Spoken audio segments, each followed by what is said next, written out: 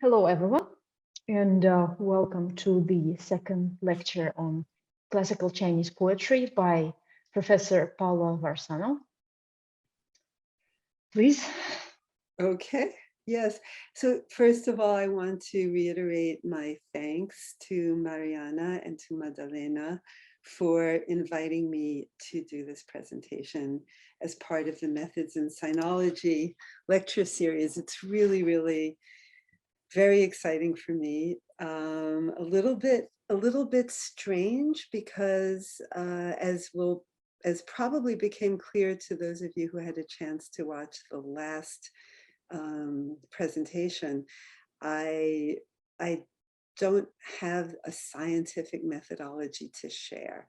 And so when I was first asked to talk about this, I was a little bit nervous, but then I realized, in fact, I do have a method. It's more instinctive than it is scientific, but I thought in fact, it was quite interesting for me to look back at how I've been doing things and then try to extract from it something that might be useful to other people. And so that's what I'm going to do today. I'm going to, as you might know, in my last lecture, I talked a lot about how I determine whether a question is interesting or not, whether I think it meets the criteria of something that other people might want to read or that makes a contribution of some kind. And so I won't reiterate those things today. What I'm going to do instead is kind of look at one particular article that I published in 2013, and that's a long time ago, I admit, but it was kind of a fulcrum, a kind of a turning point in my own intellectual trajectory, and so I thought that it's a particularly meaningful article to talk about. It does form the last chapter of the book manuscript that I mentioned last time, which is Knowing Others and Being Known, locating the lyric subject in traditional Chinese poetics. And so this is the final chapter of that. And so I just think it has a lot of the ingredients and a lot of the steps that I now see myself taking that could be interesting. It's maybe the most complex of all of the chapters in a certain way, at least methodologically So I do want to say that one of the, before, this is a lot of prefatory remarks, I realize, but something I really want to point out is that don't get the impression that this takes place in a straight line.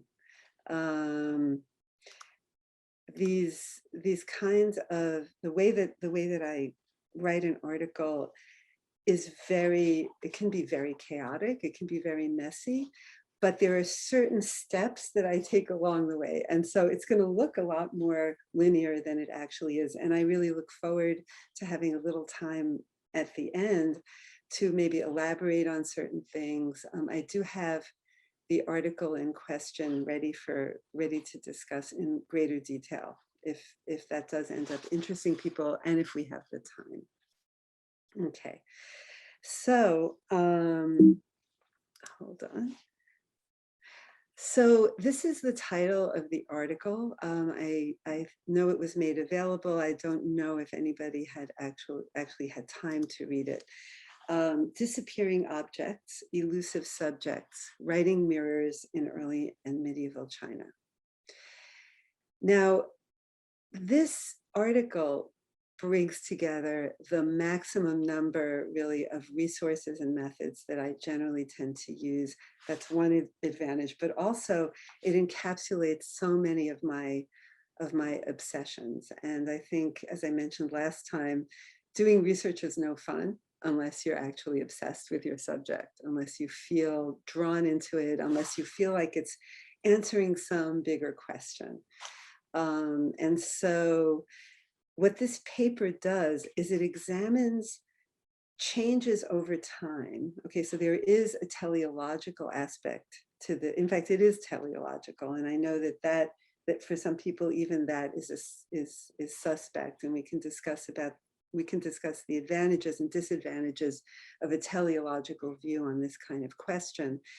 But it does look at changes in the philosophical and literary representations of mirrors and mirroring. So jian as a verb is just as important here as jian as an object.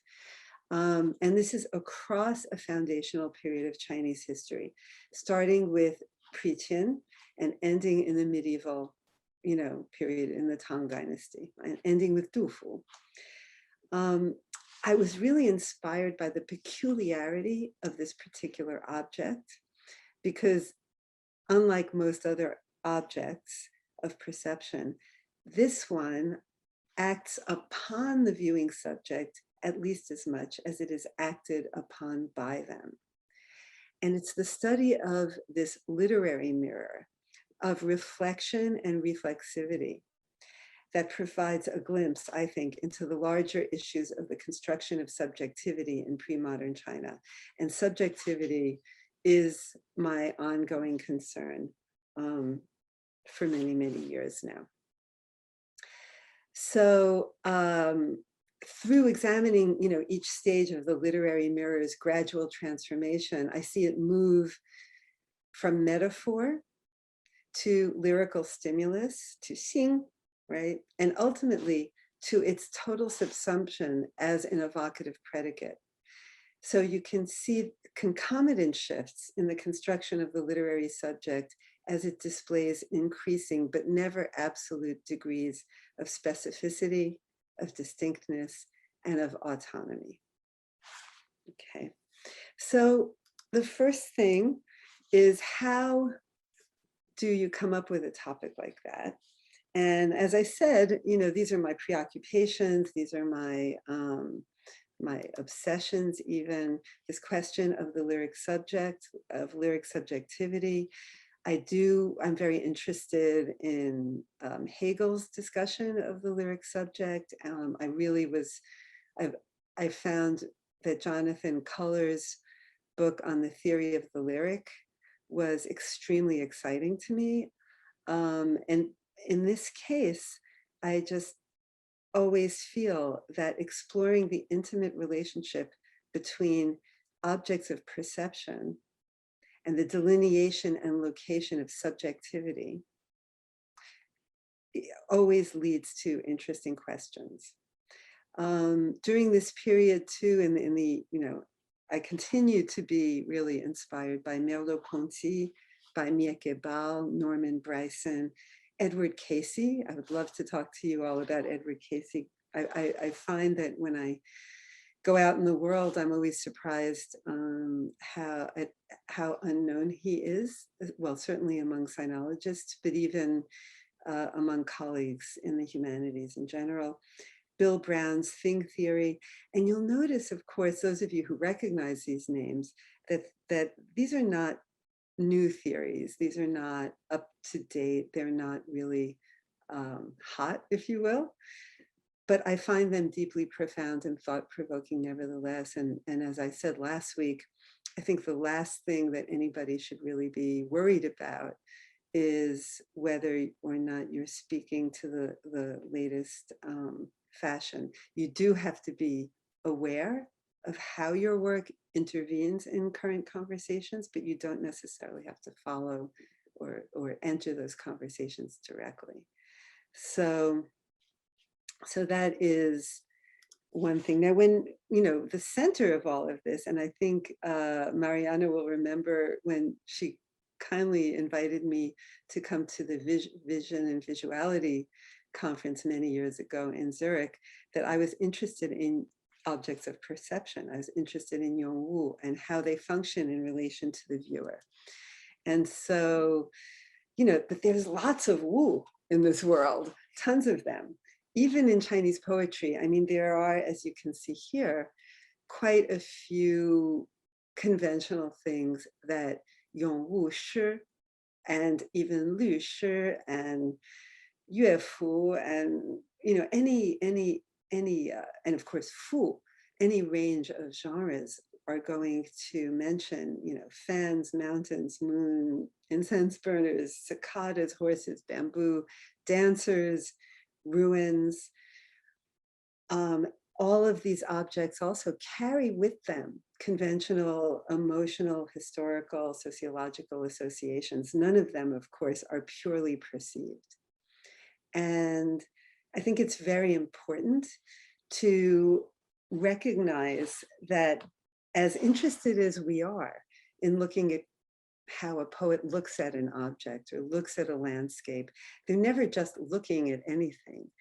The object that's in front of them, of course, is interacting with an entire legacy of literary, cultural, documented, visual, visual in the sense of painterly objects that they have been inculcated with, that they have embraced, that they have internalized. So it's never a simple matter, of course, of looking. But even saying that, there are some objects that just speak more, that say more, that raise bigger questions about the interaction between subject and object than others. And so, yes. And so that is one thing. The next thing, of course, when you're hunting around, when you're like opening yourself up to writing on a new subject, you want to think about your audience. And I think for people working in pre-modern Chinese texts, this is not a little issue. This is actually a huge issue. Most of us do not have the luxury of working in a big community of scholars in sinology.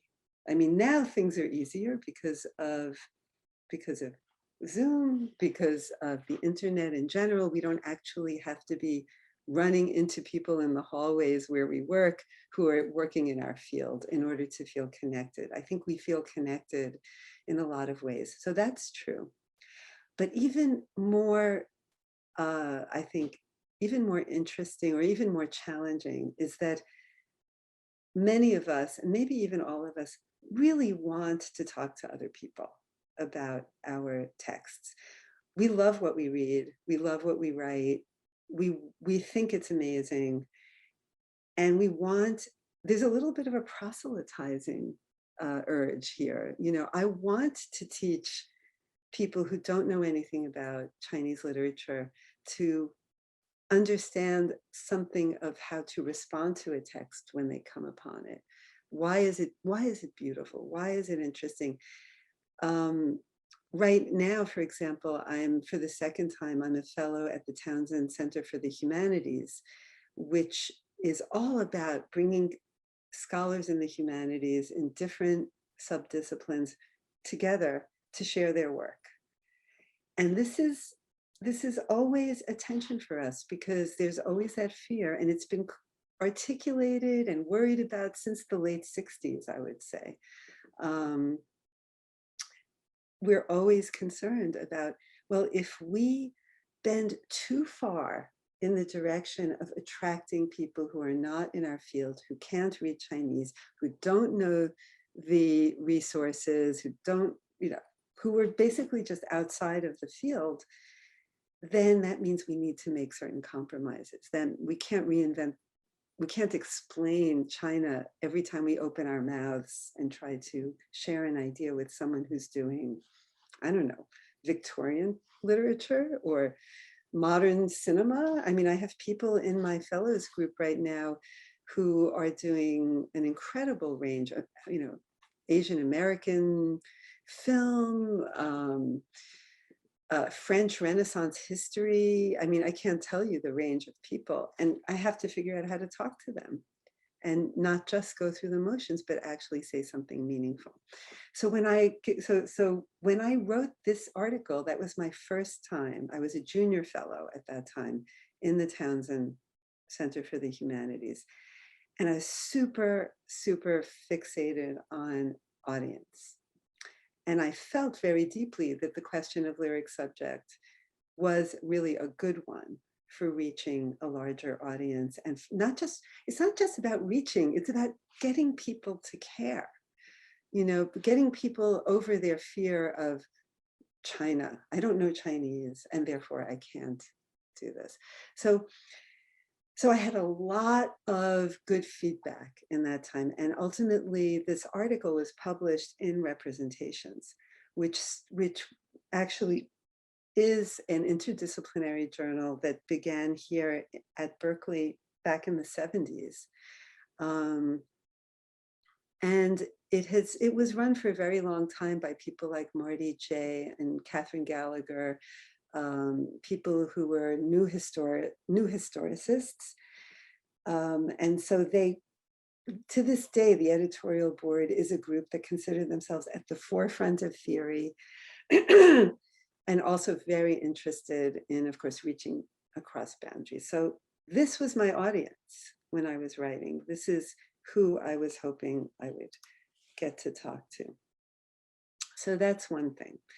So then when you are thinking about interdisciplinarity and when you're thinking about your audience, you can't just be fixated on, Chinese mirrors as Chinese mirrors.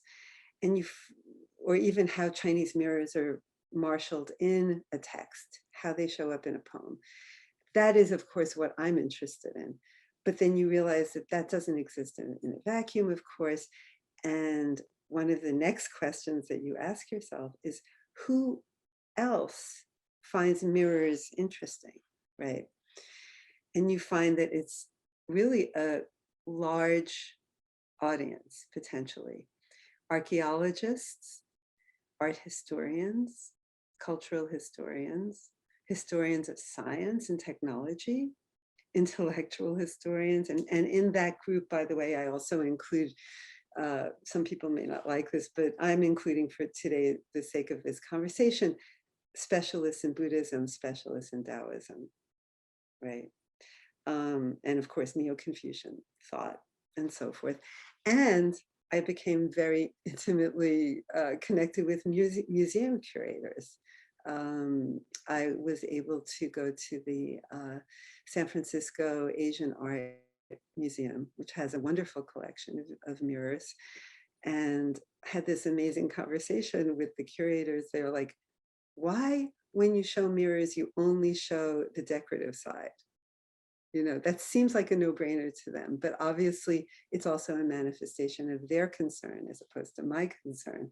And we had some wonderful conversations.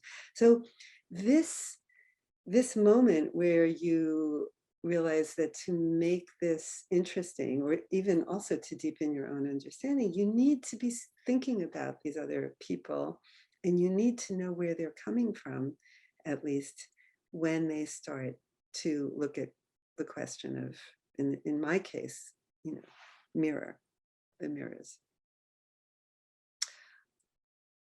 So, okay, so when you've done that, right, you basically, obviously, you sort of start,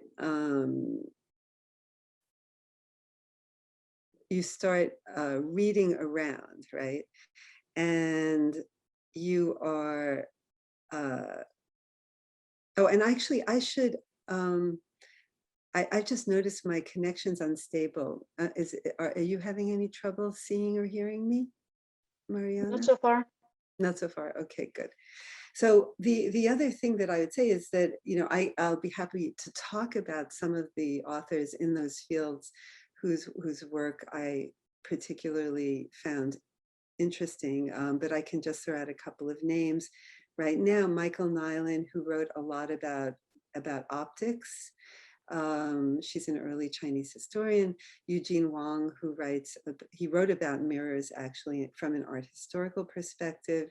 Tian Xiaofei, who writes about the practices of seeing during the Jin Dynasty.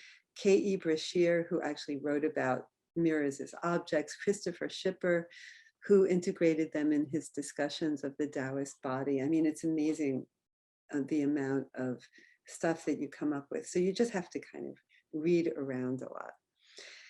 And then as you're reading, you also want to get back to your primary texts, the ones that inspired you in the first place. And so what I've put up here are my shortcuts for finding texts, especially when those texts actually contain a shared keyword or a shared thematic consideration. So my very first place that I always go to are the Li Shu.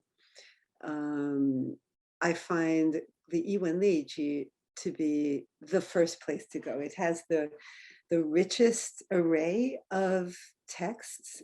And so, it's very easy to search. You don't need to be going online, although I know that there are also searchable Yiwen Liji texts, but I really like the books for this.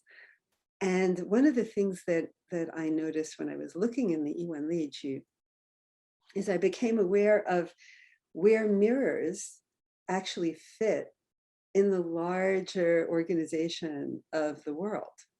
And, since I had been thinking so philosophically about reflection and reflexivity, and, I've been thinking at this kind of meta level, and you go into the Yiwen Liji, and mirrors are stuck there right in the middle of boudoir furnishings.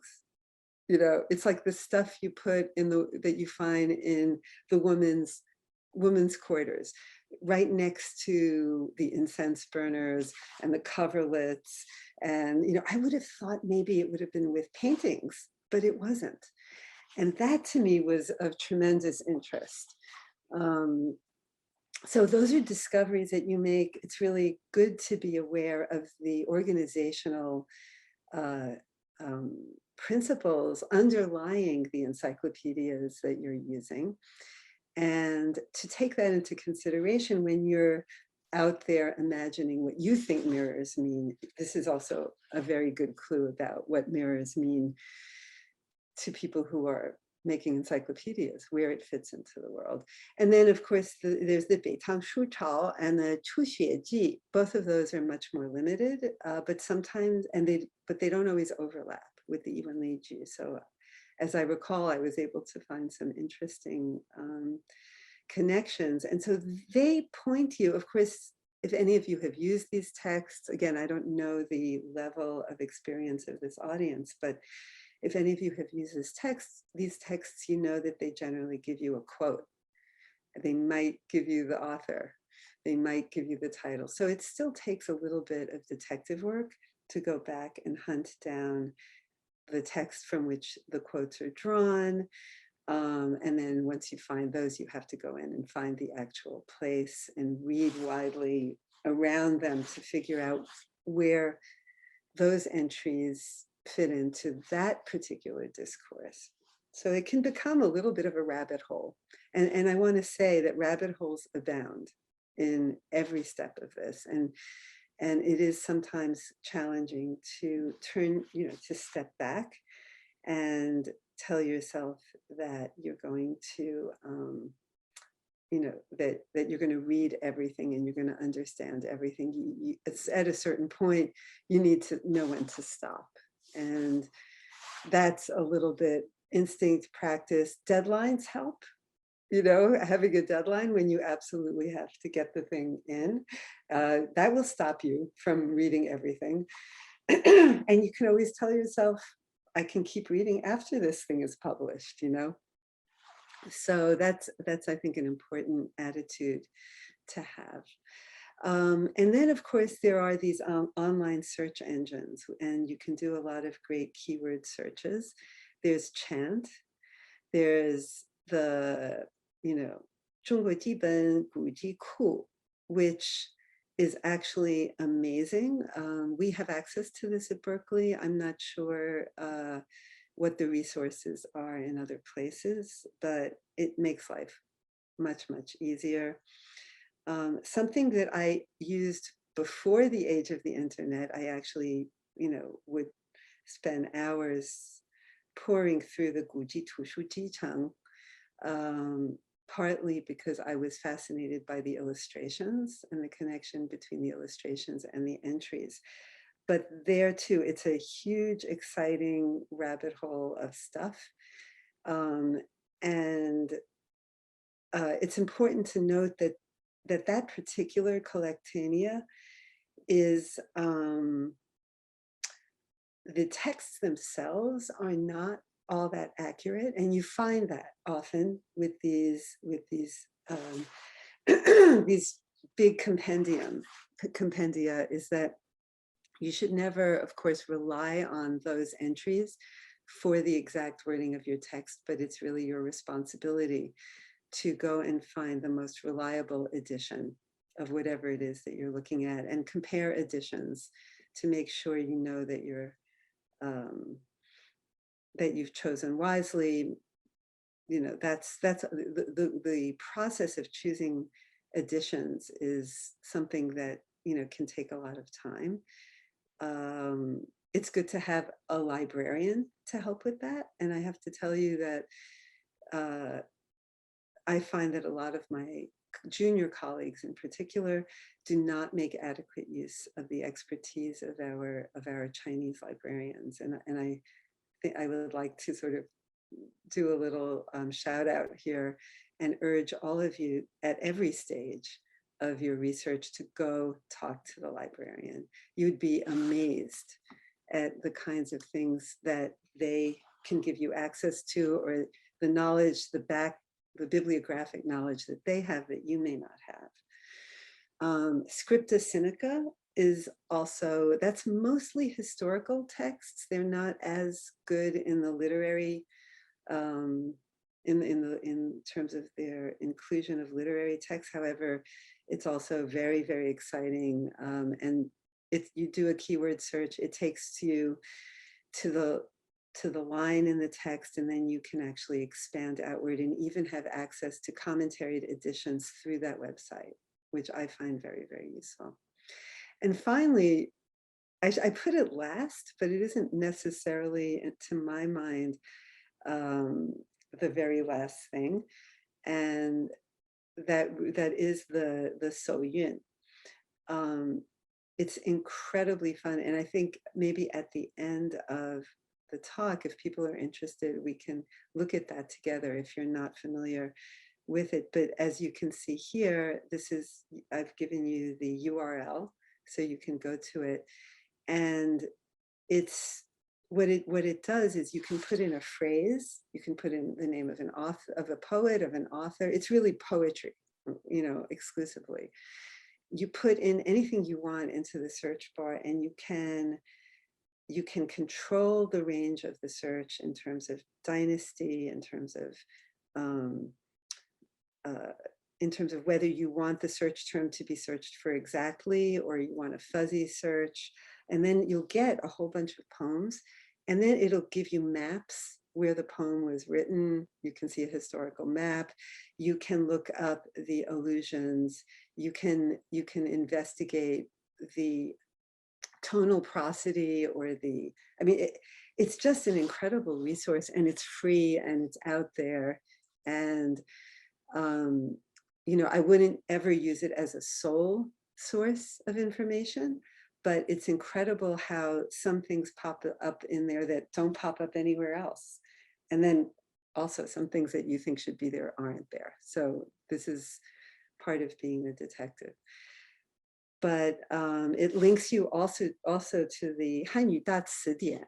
So when you click on a phrase, it opens up and gives you definitions of the phrase. It's very, very handy.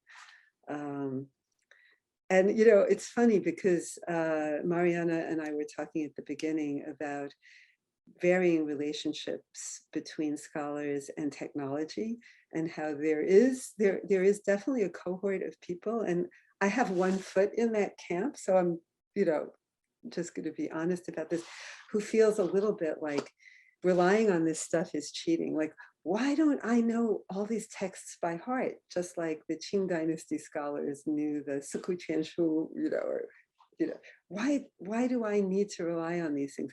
But once you start using them, of course, you get over this, and you realize that it's of course you acquire knowledge while using them. It's not just being told what to do, and you start to see these connections and you start to remember connections. So it's as good a, it's as much a pedagogical tool as it is a research tool. And I do encourage even my undergraduates, if they have classical Chinese background, I point them in this direction, just because it's like opening up a thesaurus and you start going through and you'd see all these connections you never would have seen before. And so there's also another way of finding important texts. And one is when you're reading all of those secondary, scholarly pieces, the books, the articles that circle around, that form a constellation around your theme. When you're looking at them, texts will be mentioned as being important. And it's really easy when you're focusing on an argument to kind of not pay attention to the work that you're reading as a little mini anthology of important primary texts. And I find that it really helps a lot to keep a running list while I'm reading of the poems or the philosophical texts, or anything that seems important to me that they mention in one particular way. I just keep a running tally. And of course, I note where I saw it. And then that's a wonderful resource to develop, because one of the things you start to see is patterns. Who's talking about which texts more often than others?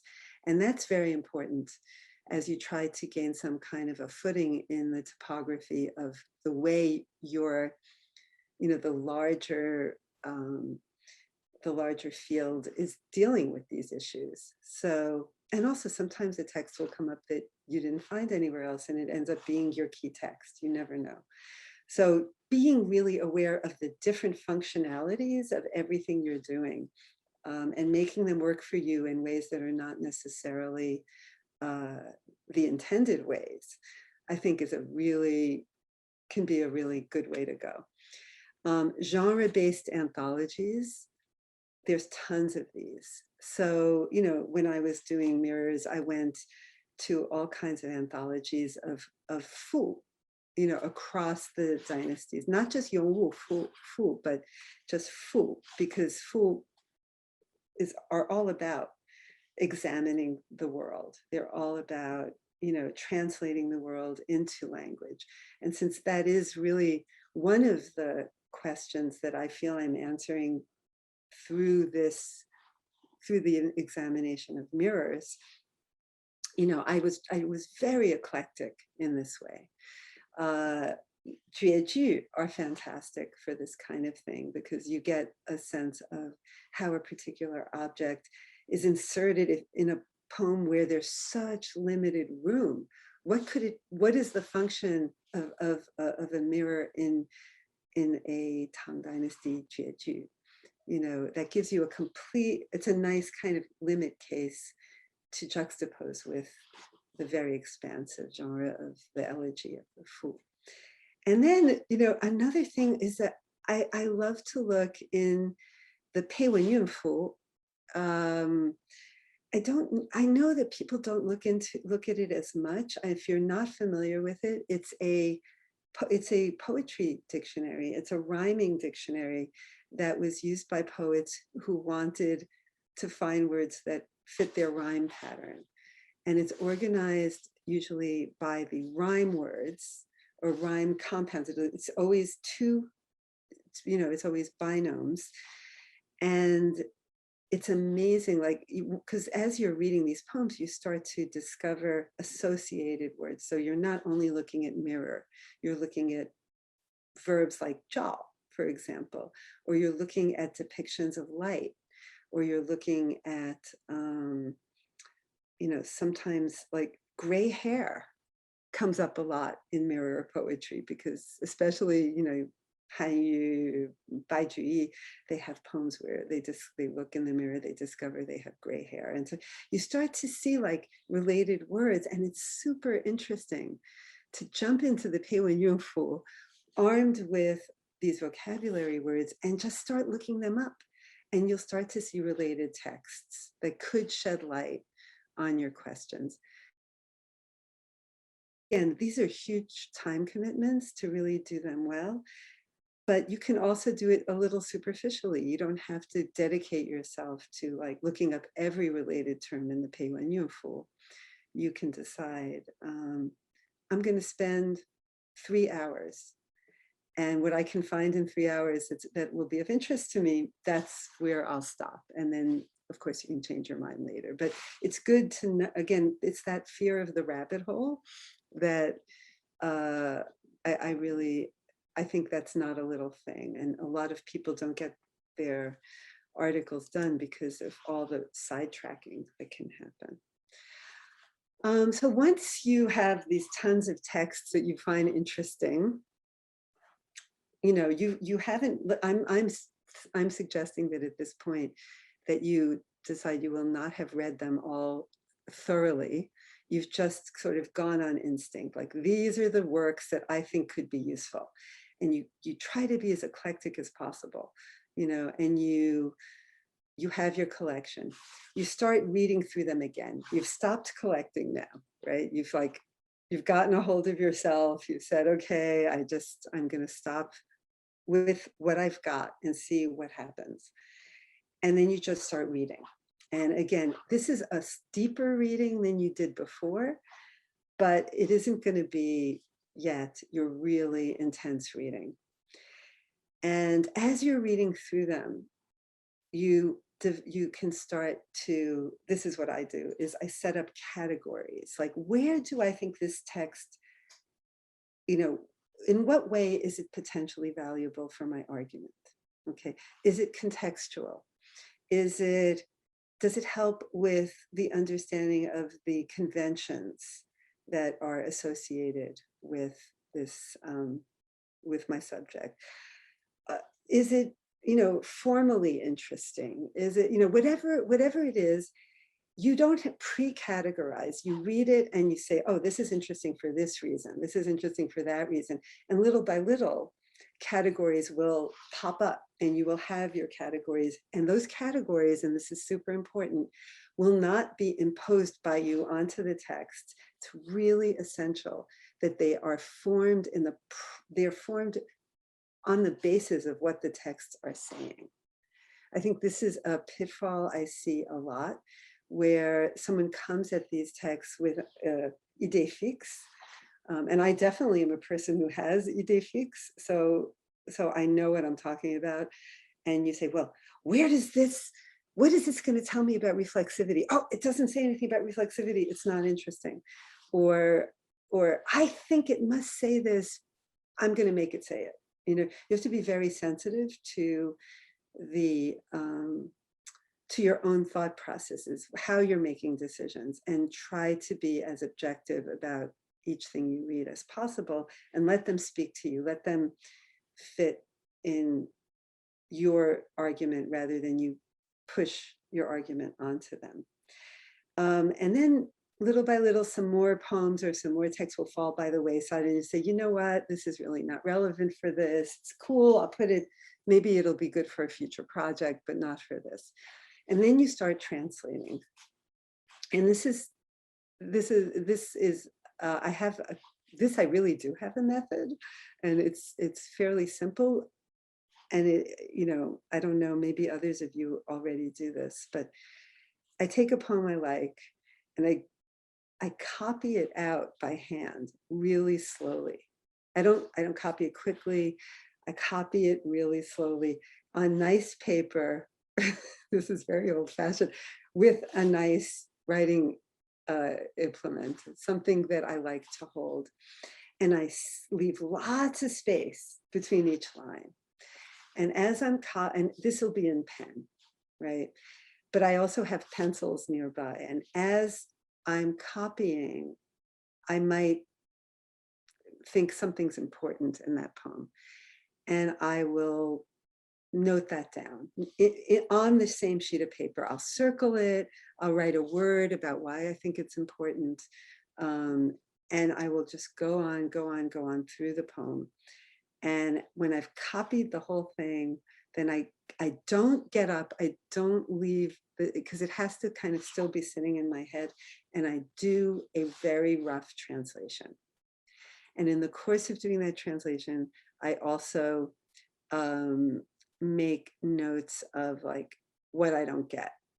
It's really important, right? When you like, you're not going to understand it. A lot of, you won't have commentary in front of you necessarily. You will look a few things up in the dictionaries, in the Hanyu Datsutian, or, the various wonderful poetry dictionaries that we have. But you don't want to get you don't want to go that path yet. So you just tell yourself, look this up, check the illusion, do this. And sometimes a color-coded system, so that when you're done, you look at that piece of paper and you see what you need to do next. I need to look this up. I need to remember that I thought this was interesting. And then you just move on.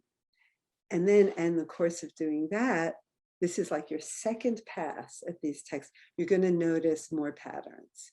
And then the categories, new categories will emerge. And those categories will be the basis, little by little, of your argument. So when you have what you think are going to be the key text for your essay, then you go back in there and you do close reading, like the old-fashioned new critical style of close reading. You don't think about the text as speaking to any big question. You don't look at it as an artifact for historical understanding. You go ahead and you look at it as an organic text, and I would argue that Chinese poems especially, well, always really, lend themselves to this. This is one moment where I can say that, new critical close reading practices shed tremendous light on poems. And I think people are reading poems too quickly often, or with an eye to looking at the poem as serving a larger purpose in terms of understanding an era or a poet. I really, really think that we want to keep this tradition alive by making these poems alive for us and showing how they work to people who maybe will not see that right away. I've gotten a lot of good feedback about that, and I find that many readers appreciate that approach, and especially I find pedagogically when you're in the classroom, this is with undergraduates, this is really invaluable. They do not know how to take their time with these things, and if you give them permission to do it, it's really a revelation.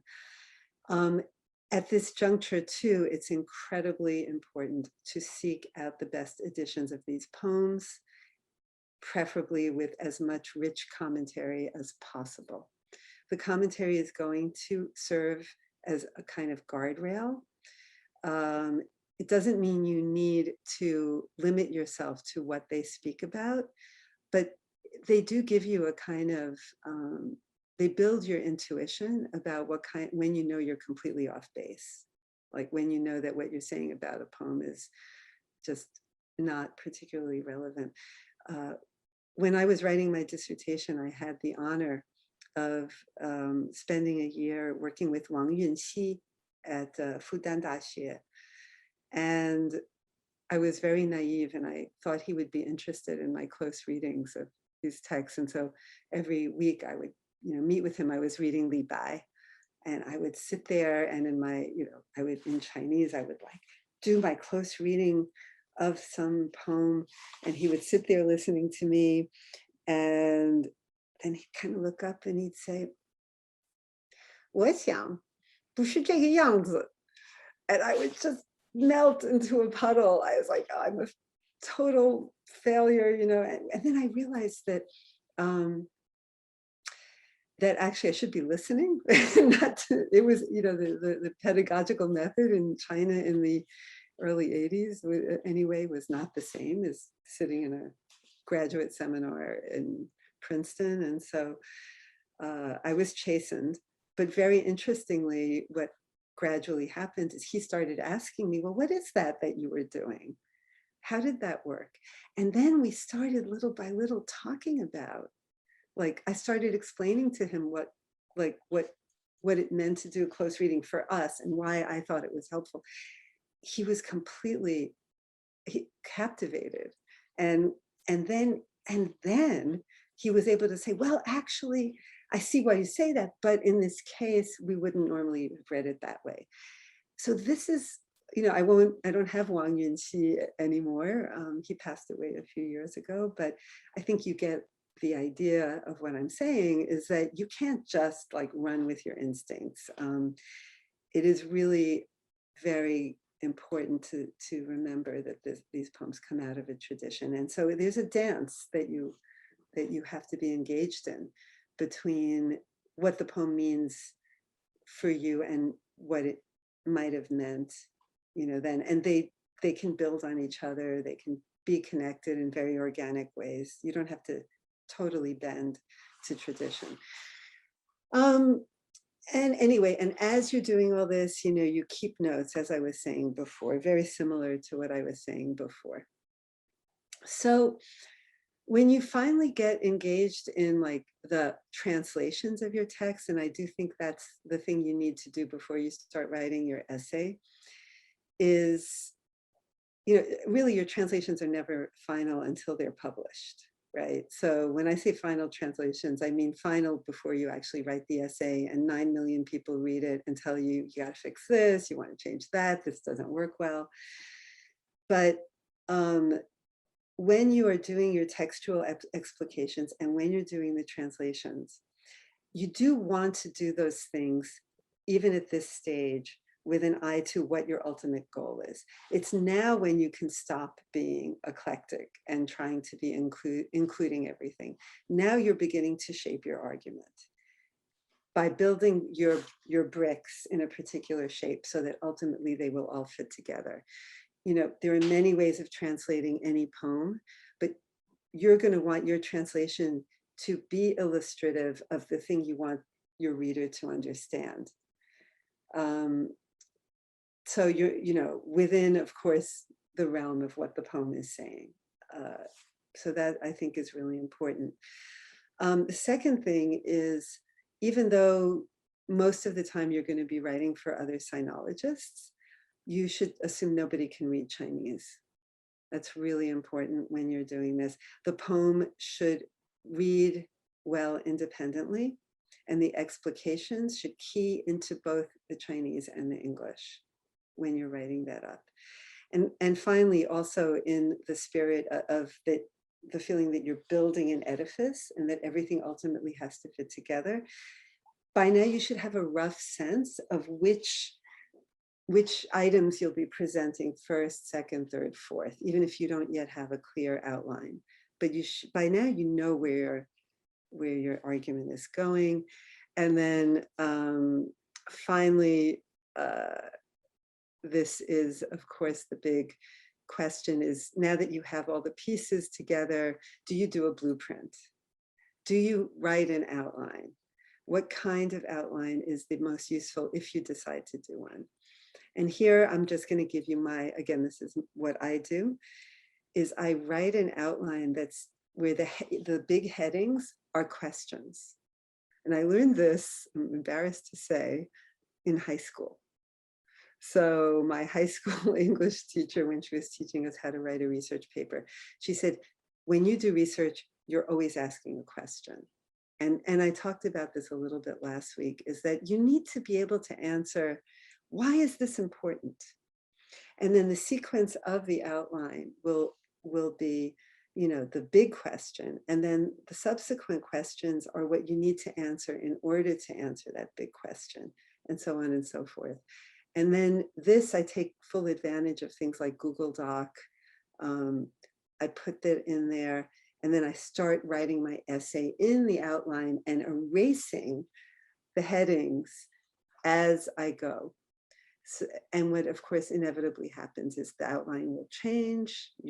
But you'll always be mindful of where you're going next when you're writing in that format. And I find that to be the most efficient and intellectually honest also way to proceed.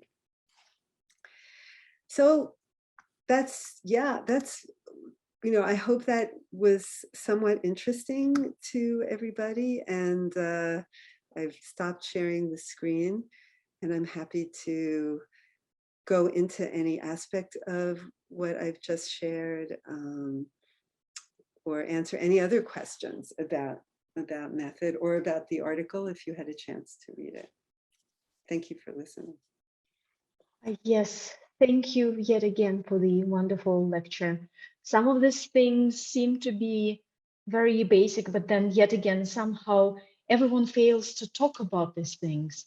So, and it's really hard to come up with them on your own. So I'm very grateful that you talked about these topics.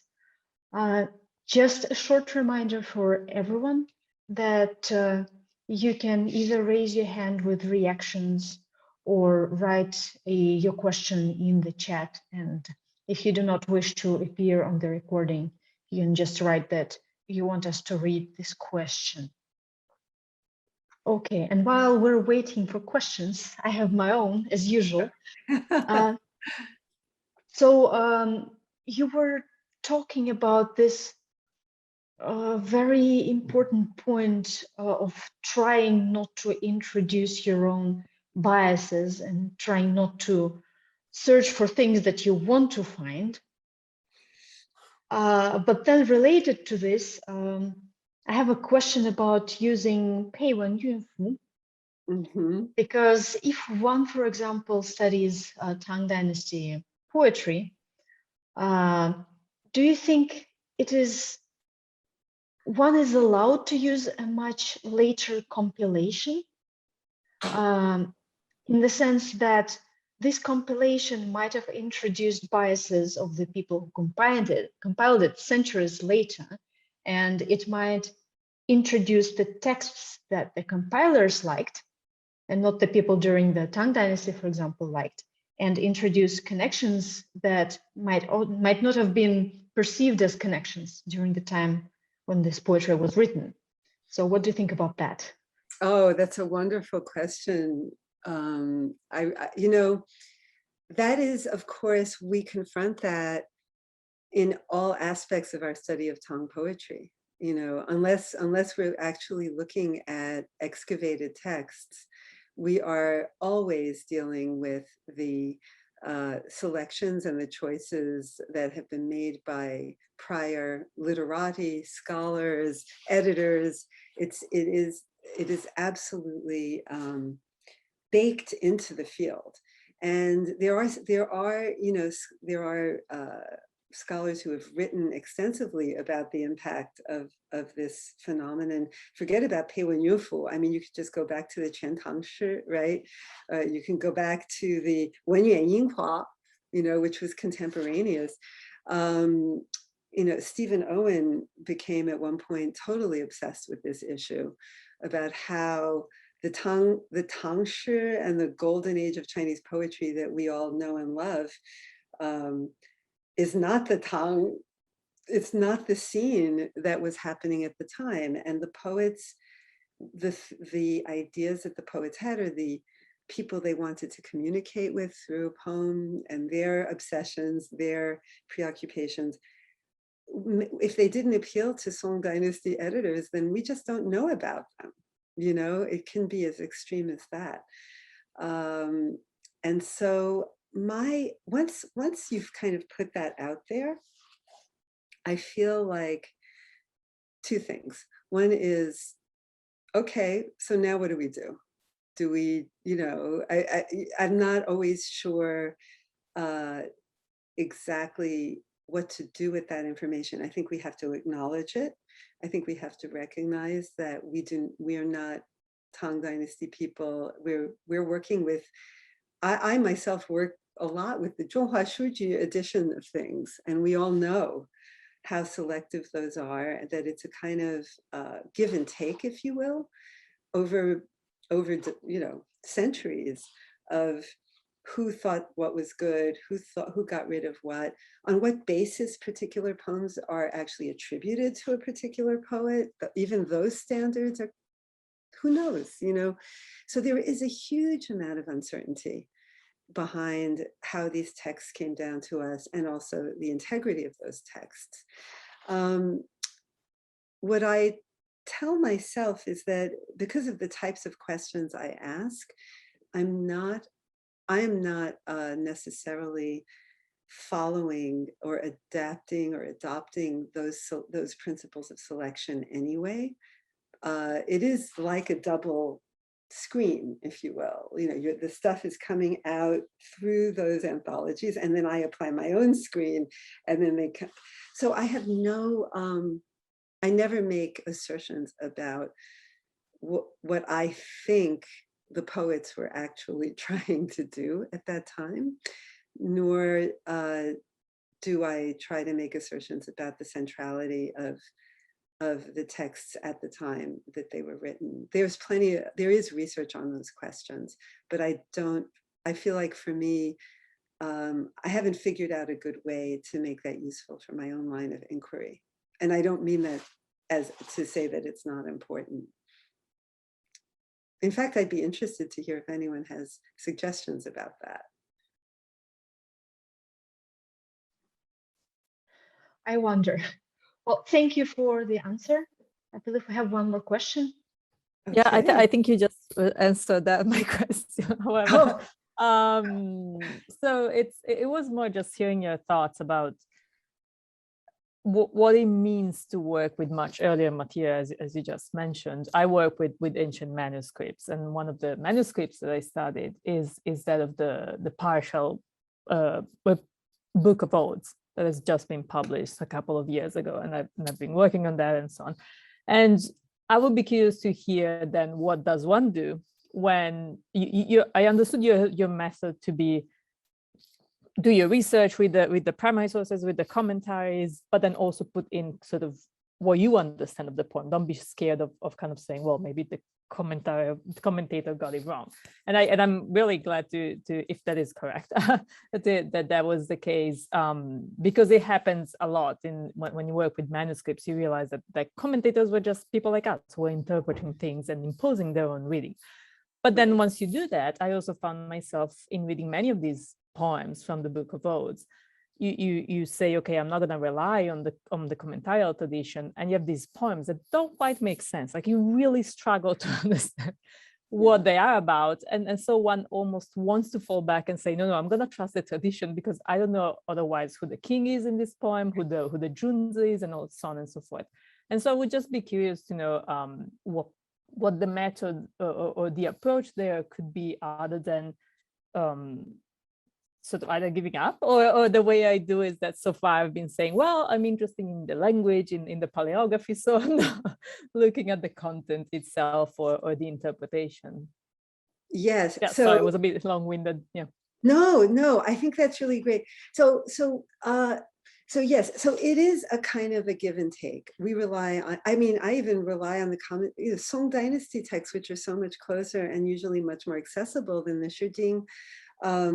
I still, I really do rely very heavily on reading as widely in the commentary as possible. And of course, one of the things you notice is they don't agree with each other either, right? But at least, through reading all of them, you do get a sense of what they do agree on, right? So that can be incredibly useful, is just sort of picking up on the stuff that they felt was beyond debate. And I have a lot of respect for that, especially. So that's one thing. I don't ever go so far as to say anybody's really, that I'm sure anyone is wrong. I'm not saying they can't be wrong, but I think that it has a little, one particularly interesting approach that I like is, regarding the Shujing in particular, is to admit the fact that there is very little specificity in these texts. Like, forgetting now about syntactic issues and how a line might fit together. The texts themselves don't very rarely refer to anybody in particular. They are right? They're very broad. And so, as you said, you don't know who the king is. You don't know who Jun is. You don't know even sometimes, is it male? Is it female? Who's the speaker? Is there a speaker? There's so much out there. And so what I find to be very helpful is two things. One is I often bring the traditional readings into play in the conversation and highlight the indeterminacy of the text by showing the difficulties in the commentary and say, look, you know, this is, by the way, this is not giving up, but there is, you know, a school of thought that maybe dates back to Juxi, which just says that actually these were meant to be indeterminate. These were meant to be, not all of them. Obviously, it depends on which section, but the Guofeng, you know, I think one can make a pretty strong argument that they were performed, they were sung by people to other people or with each other with the intention of sharing something common, a common human experience, like a folk song. I mean, I know this is an old, but I still think rather respectable position to take on these texts. And then the second aspect of that, I would say, is a little bit utilitarian on my part, which is, you know, there, even if they were specific, there will always be elements of these texts that must speak wider to a wider aspect of human experience, who the Jin is, right? And those are I think that those are the aspects that make these poems so enduring. That's why people see the potential. They think they can understand what's behind these poems. And I think there's some grounds for that.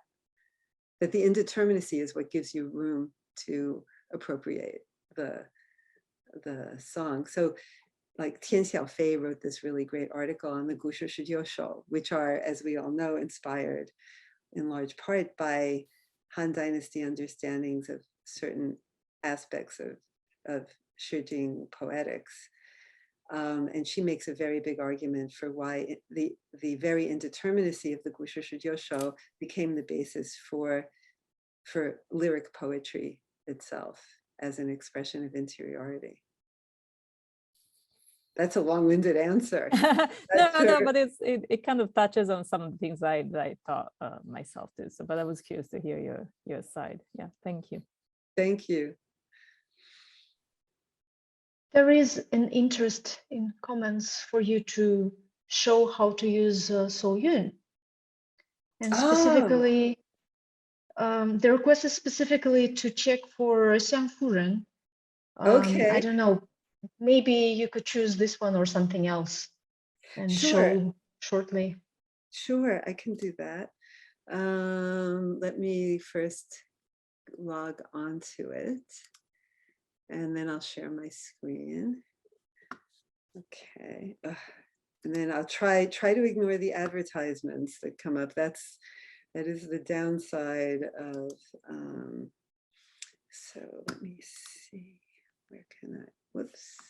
Click to exit, and here's share screen. And okay. So you all see this page, right? Before we do our quick demonstration, I really recommend that you just play around with all of this. You notice all these categories up here. You can read in the Shihua and the Cihua, right? In the Guji Jiansuo, Lei Shu Ji Cheng. I mean, the resources that this search engine hooks onto are really vast. You know, here you have the poems, which is that's what I always do. You 典故词汇, right? 对仗词汇. You can do a tremendous amount, and you even have the 诗词地图, as I was mentioning before, right? You have the issues of rhyme and prosody, right? And then you also have here the comparison of different editions. It's a really handy thing. So 关键词, right? So your keyword, which can be, you can look at it in the 全诗 or in the 诗体, right? Or in a 诗句. That is, if you have a whole line and you say, oh my God, I remember this line, but I don't remember where it came from. You just type it in there and you click that and you'll get the poem or the poems in which it appears. And here you can decide whether you want it to be an exact match or not, right? So let's try 相夫人 and see what happens. 相夫人. That didn't, yeah. Sorry, this is a little bit. Oh, here we go. Okay. And then, so we can make it 全诗 and then see if 相夫人 shows up in a lot of later poems. Oh, and also, as you see, you can specify the dynasty and, you know, the form of the poem and the rhymes and whatever. But if you just want it to be anywhere, you do that. And let's see if anything comes up. So here you have it, right? And you have 九歌, number 4, 相夫人. And you notice that these two things are blocked and you can click on one and get, that will take us somewhere. Well, in this case, it didn't take us anywhere particular. Oh, I see. So what this did is it brought you to the text with the searchable terms highlighted, right? And you notice here, you can also just look at Qi Yuan. If you want to move away from this text, you can go here and you'll get a whole bunch of, you know, you'll get his biography, supposedly, you know, the rough thing, and then some, you know, how many of the poems are, and then here's a map. So, whoops. So you can sort of see how interesting that is. So if you can also say, gee, I'm really interested in the 九歌. So you see that all of these things are helpful. And here is where 夫人 shows up again. So then you get lots and lots of poems with 夫人. So if you don't want all of that, then of course you can redo the search with 精确匹配. And then you'll only have, you know, the ones where 相夫人 appear together. And you'll notice there's actually quite a few later. So you can see that that's a really useful tool, for example, in if you're asking the question, how did 相夫人 evolve over the course of poetic history? And you can get all these poems. And when you click, by the way, on the title of a poem, like let's click on this one, then, you know, you will get this version. And let's see, gee, where's 九一山, right? 九一, and then you'll have, it takes you to the Hanyu Da Ci Dian and tells you the modern day pronunciation, obviously. It gives you that. And then of course, from there, you could take it, oh, gee, I want to look at the Shanghai Ji, you know, and then you get to follow that path. So it's a really incredibly fun thing to do in your spare time. And in some cases, it will give you commentary as well and source the commentary for you. Was that helpful? It's very kind of run through, but I think you see the potential here.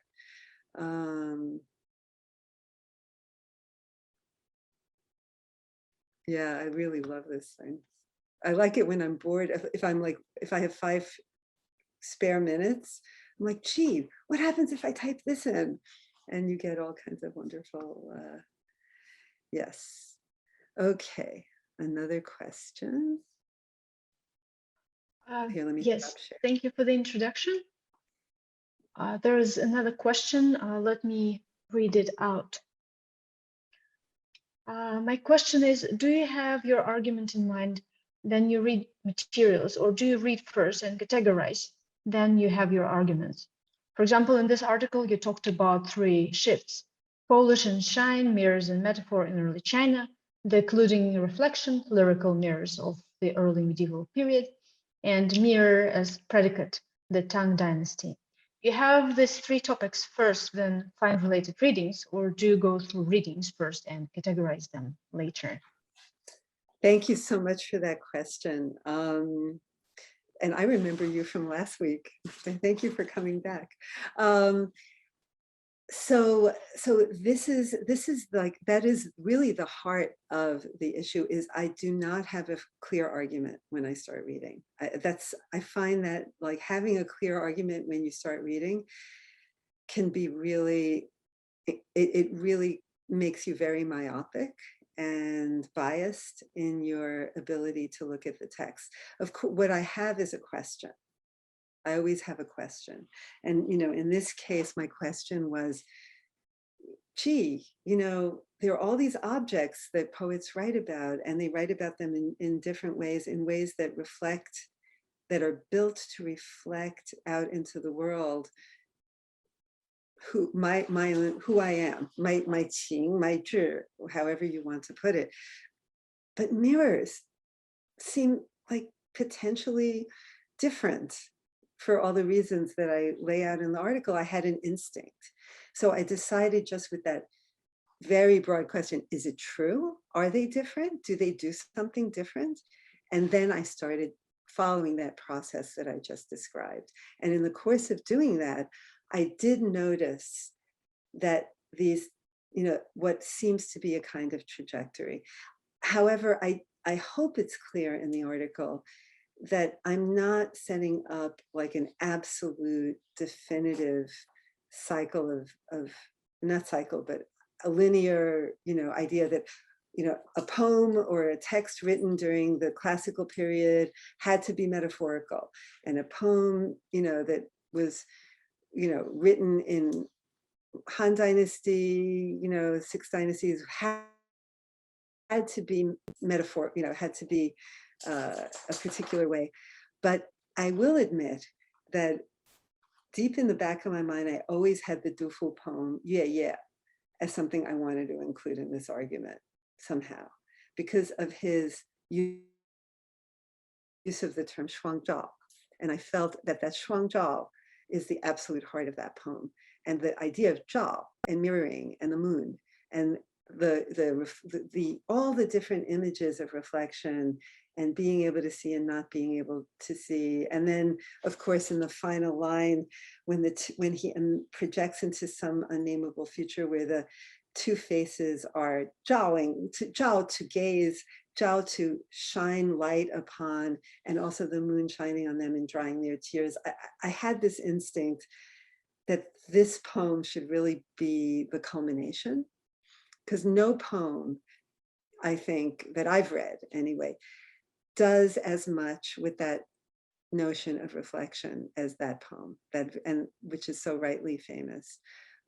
So, it isn't that I have no thoughts about it, but I start out with a broad question and try to see what comes up.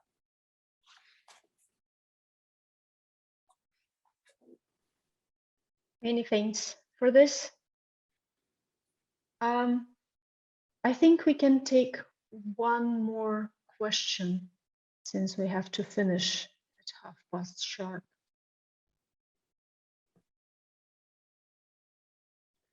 I'm always happy if, in the course of your own writing or thinking about something, if something from this talk or last week's talk pops into your mind and it suddenly speaks to you in some way, please do feel free to be in touch with me. And I'm always happy to dispense advice for whatever it's worth. Yes, thank you for the offer. I'm sure that many people will be very happy to hear that you're ready to give your comments.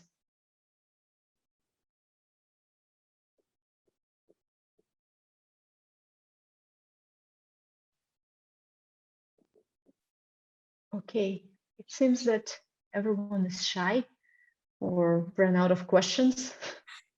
I had another thought.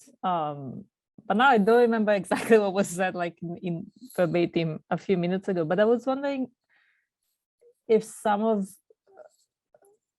so if the approach could bring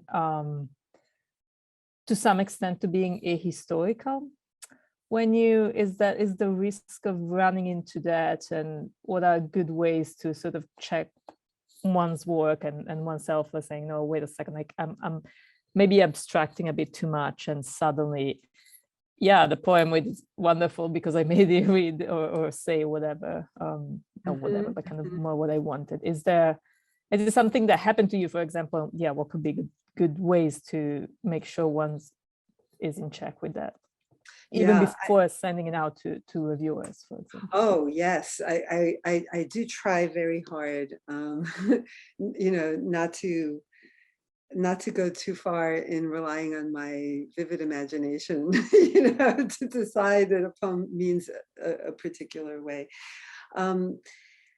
So I think that I really don't ever stray far from historical interpretation. That is, it's always, you know, in this article in particular, I was very careful about bringing in not just, you know, the at least pointing to, again, because this was for a broader readership, I didn't go into too much detail. However, I was very aware, for example, of the reading traditions of the Shijing while reading this poem, you know, when noticing that at certain points you have there's more permission, for example, to think of the poet as being, you know, and having this inward turn or speaking from the heart, not just about politics or not just about historical circumstances.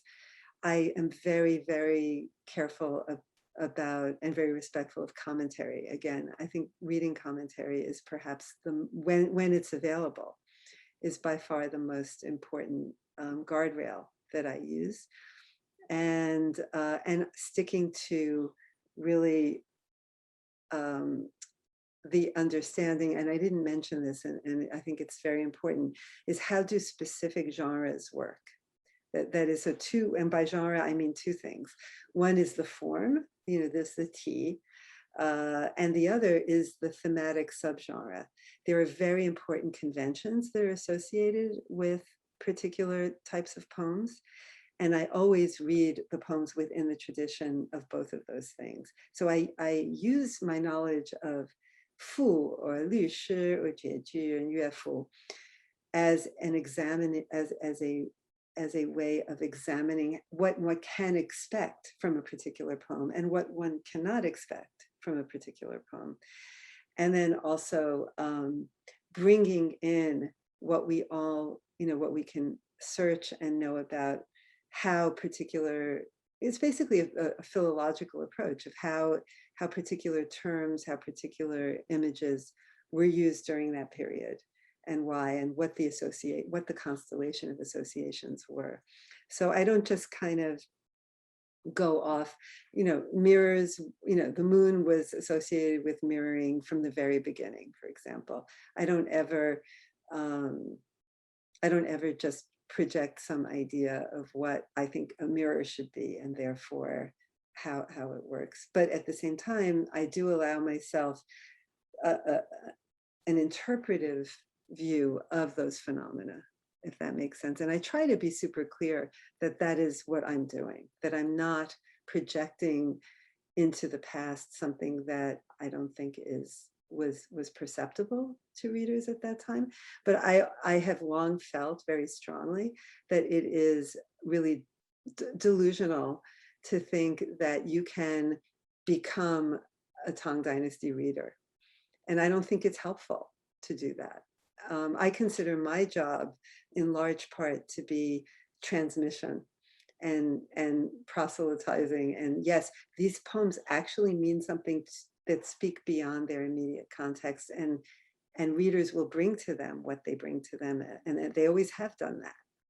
So that's but I know that not everyone agrees with this. There are plenty of people in the field who do not appreciate this approach, but it is my approach. Yeah. Yes, I think that it's also related to how whether one believes whether there is a true reading or something or Right. not, and whether how tightly one is willing to bind the text to the authorial intent. And Yes. Yes, I'm sort of on the middle ground there. I don't believe in the new critical idea that the author is absolutely coterminous with the text itself. I don't believe that. I think there is a historical grounding for all of these texts, and I do care about it. But on the other hand, I also am very respectful of the fact that we don't have the tools to do that, and it's you can dig all you want. Reading Helmut Wilhelm's translations of the Shujing, he tried very, very hard to be as grounded and philological, and but when you read those poems, they're not poems. They just aren't. They're textual renderings of something that very few people can speak to, and I think that that is in direct conflict with what those songs were. So there is that aspect. I see there's one more question. Do we have time for one more, or do you think? well, it depends on whether you Okay, have gotcha. time. I have a couple more minutes. If I get off in 2-3 minutes, I'll be fine if everyone else is okay with that. Just let's try to make it quick. Okay. Okay. Many thanks for this very inspiring talk about methodology. I've really learned a lot, and it was very inspiring. I would like to. Yes, I would like to address I'm interested in the object and the relation between human perception and object. And of course, I haven't read the article, but I have found it, and I will.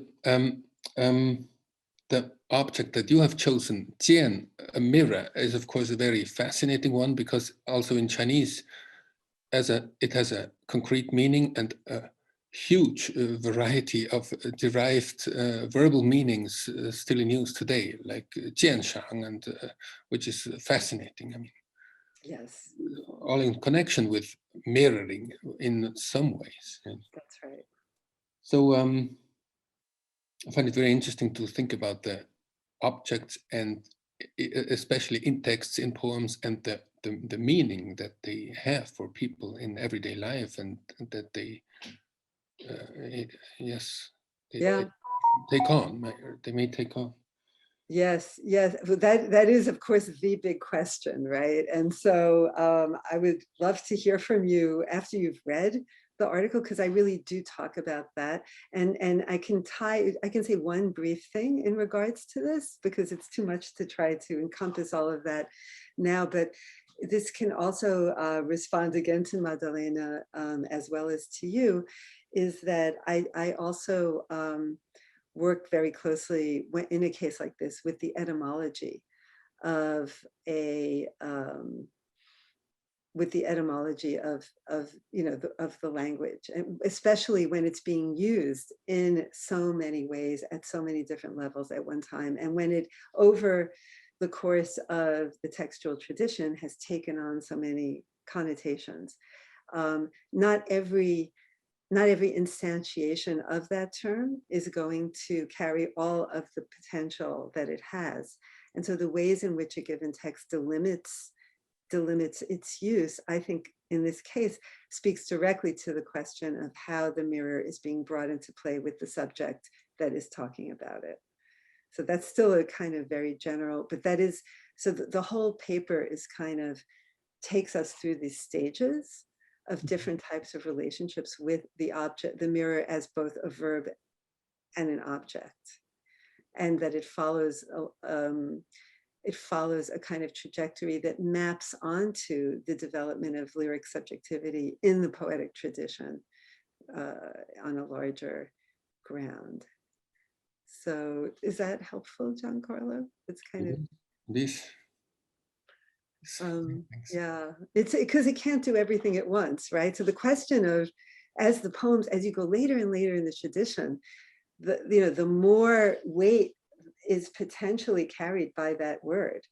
And then how does a poet exploit that potential, but also hone it so that it means something that really fits into that particular poem? Yeah. My question would have actually led into a little bit another direction, because I think one thing is meaning attributed to objects in the outside world.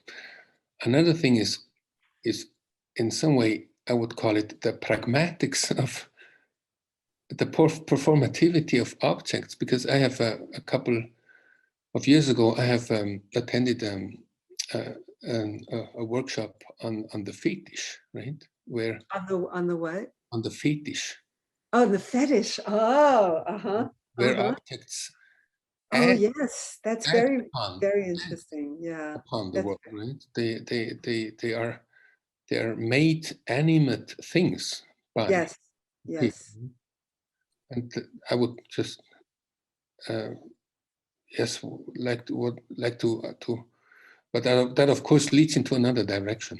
It does, but it's also very relevant, actually. That's the kind of thing that, you know, as you're working on it, you get that would be, I think, very relevant for future projects. And I would just say one thing, and then maybe we should probably sign off. But there's the flip side of this kind of study has been my interest in the practice of hiddenness. I did do an edited volume. I know the volume. I know the Oh, you know the word. So in there's an article by James Robson, who studies Buddhist statuary. And he doesn't use the word fetish, but I think you'll find that article really, really useful. Because he does talk about how the very act of the hiding of things does animate these statues and gives them a kind of efficacy that they wouldn't have had otherwise. So I'm sorry, I guess I have to go teach, actually. So, and I know you all have to go. Many thanks. Yes, thank you. If anyone has any further questions, you're welcome to write to our email that is on our website. And then, you know, we can find a way to continue the exchange of ideas. But now we really have to finish. So thank you again, Professor Varsano, for this amazing talk. And I have to remind everyone that this is a completely volunteer project. So all of our speakers participate just because they love sharing the knowledge. And next week, same place, same time, same link, we'll have a talk by Professor Olga Lomova, who will continue talking about Chinese poetry as well. And thank you all, and Thank you goodbye. for being here. Thank you both, and thank everybody for coming. Bye. Happy reading. Bye. Bye. Bye.